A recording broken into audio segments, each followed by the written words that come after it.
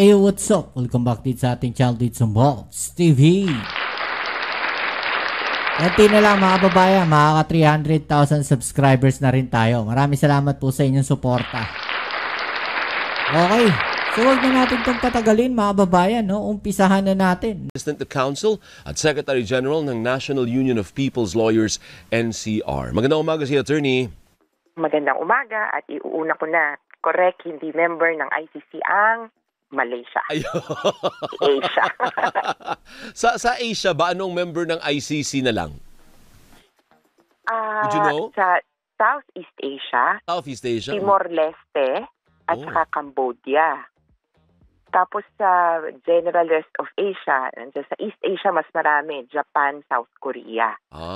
Pero hindi kaya sa Timor-Leste gusto ni dating Pangulo kasi galing doon si si pangalan nun? Tevez. Si Tevez. Pwede, kaya lang kailangan niyang i-figure out na later on, sinurrender.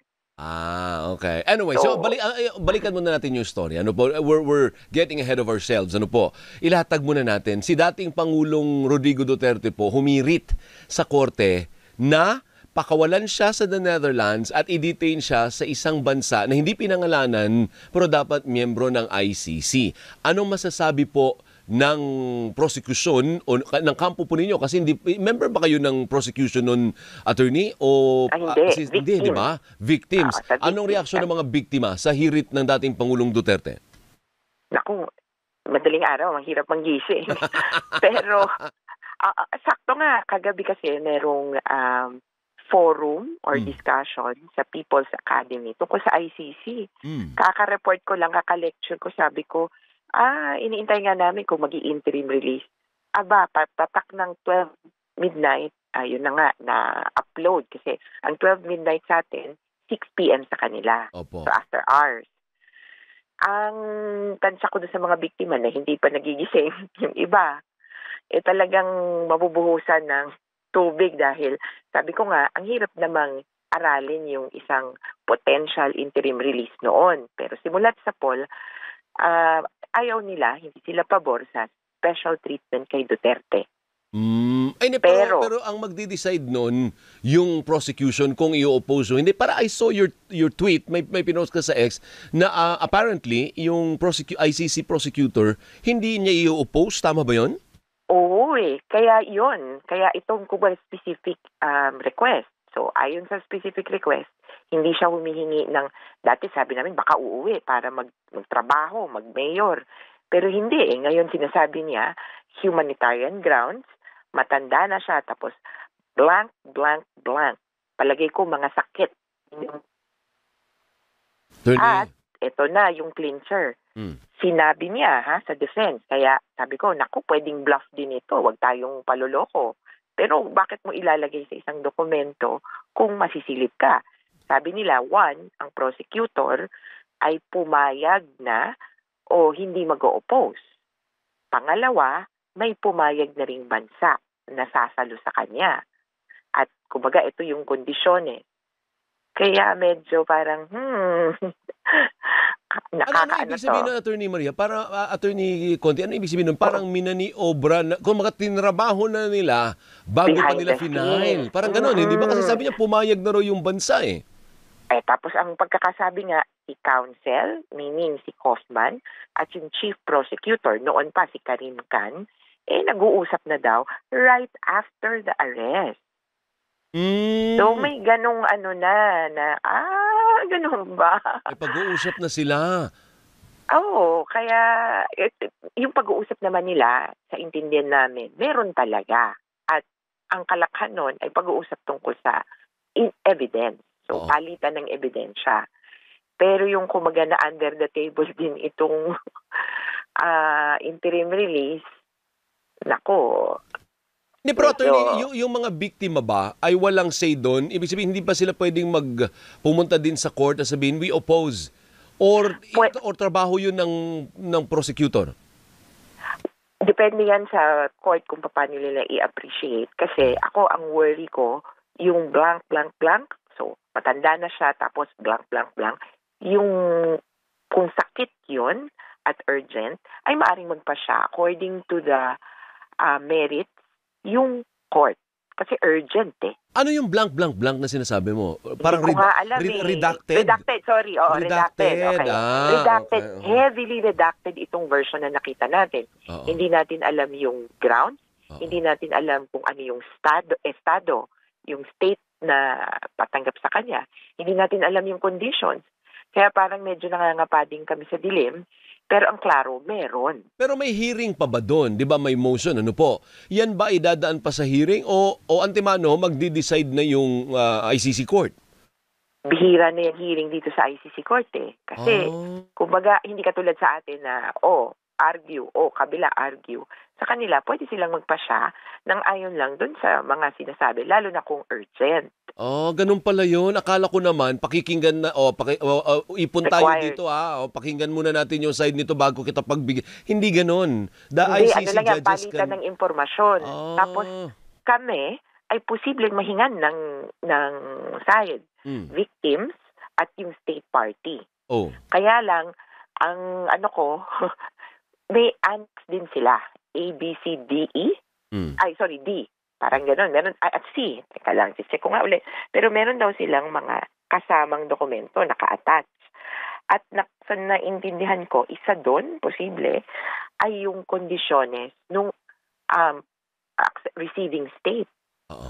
So, parang kumbaga, inuna na nila ang mga argumento. Kumbaga, inayos na nila yan beforehand. Pero ito naman, ng lahat. part naman ito ng proseso, hindi ho ba? Hindi naman ibig sabihin na nakalaya na siya at babalik siya sa Pilipinas. He cannot do that, right? Well, depende yon kung yung receiving state Pilipinas. Mukhang malabo naman. Dahil hindi naman tayo member ng ICC. Yun na nga yun. Kaya ako parang, mukhang hindi kami yan at mukhang hindi Malaysia yan.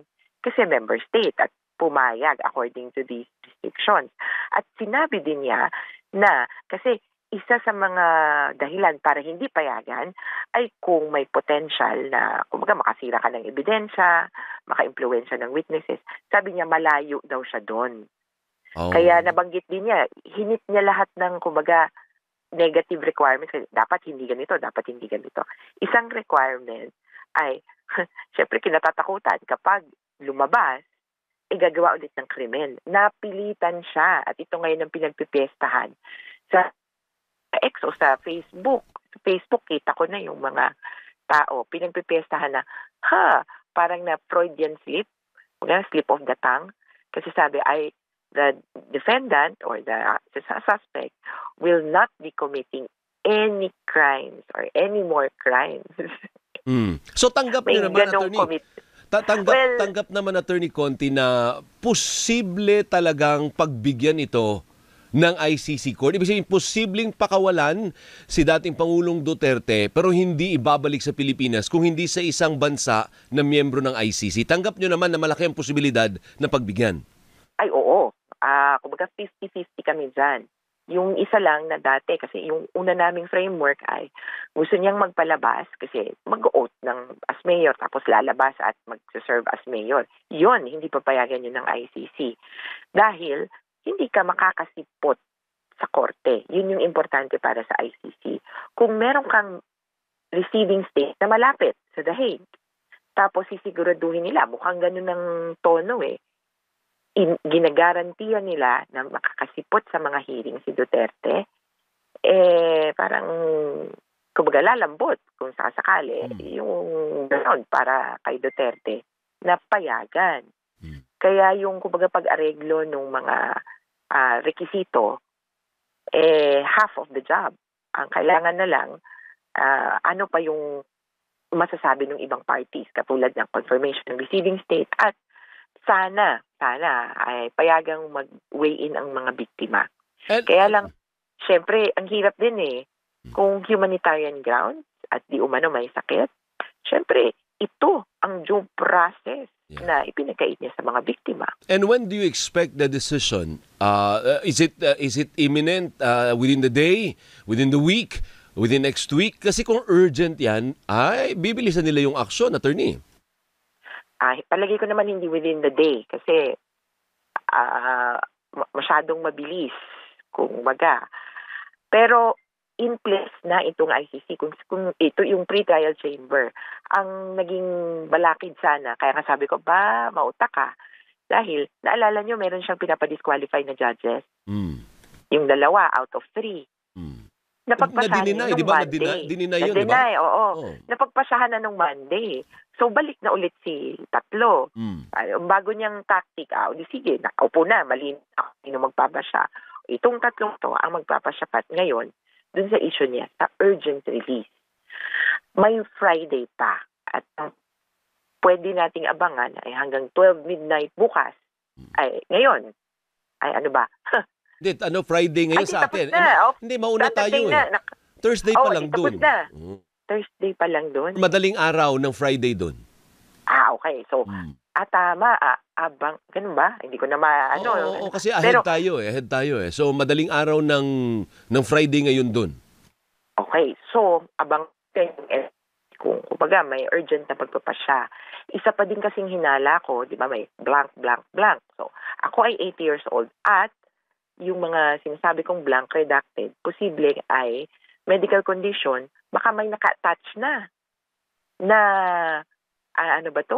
medical certificate, medical abstract. Ito ang mga kailangan niya, ito yung problema niya. At kumbaga kung ako si judge, ang hihintayin ko or ang hihingin ko ay dagdag impormasyon kung kulang. Pero kung isinabit na sa akin lahat, baka pwede na akong magpasya. Ang kulang na lang kung sakasakali, yung views ng victims.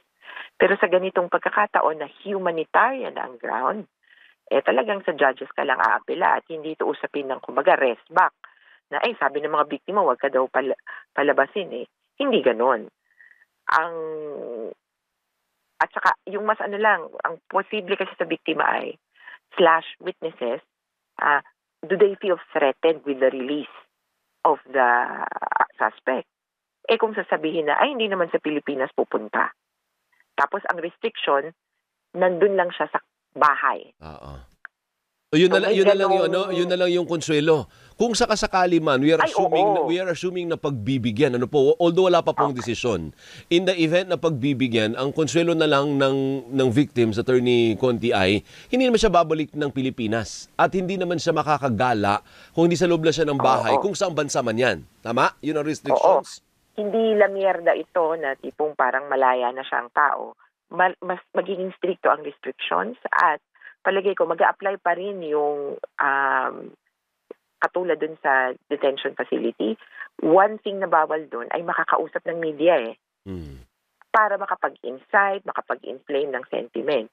Palagay ko yan magiging isang malinaw na kondisyon para hindi madagdagan yung kaso o hindi magkaroon ng kung anumang untoward incident. Okay. So in the meantime, matulog muna kayo, Attorney Conti, kasi baliktad yung oras natin. After a few hours, baka may update. Tatawag na naman ulit kami sa inyo. Thank you po. Maraming salamat sa oras niyo. Ang araw nila nagsisimula 3:00 ng hapon sa atin. Ay di, anong oras na yun sa atin? 9:00 na ng gabi yun. Kasi ahead tayo ng 6 hours. Hindi. 3:00 ng umaga ng hapon sa atin, 9 a.m. sa kanila. Opening ng opisina yon. Kaya doon din ako minsan buhay, text. Kaya lang, baka action na naman nila sa dulo naman ng office hours naman. Ayun na nga. So 12 midnight. Correct, sa atin. Thank you. Good luck, Attorney. Maraming salamat po sa oras ninyo. Salamat. Magandang umaga. Thank you. Mabuhay ka, Attorney Maria Cristina Conti, ICC Assistant to Counsel. Gising na Pilipinas! Para sa pinakamaiinit na balita at talakayan, subscribe na po kayo sa DZMM Teleradyo YouTube channel. So ano masasabi niyo dyan? Comment nyo lang po sa ibaba ang inyong mga opinion at ating yung pag-usapan. Alright? So yan muli, kita-kits tayo sa ating next video upload. Ito ang inyong Kuya Mobs dito sa Mobs TV. Peace. Amen.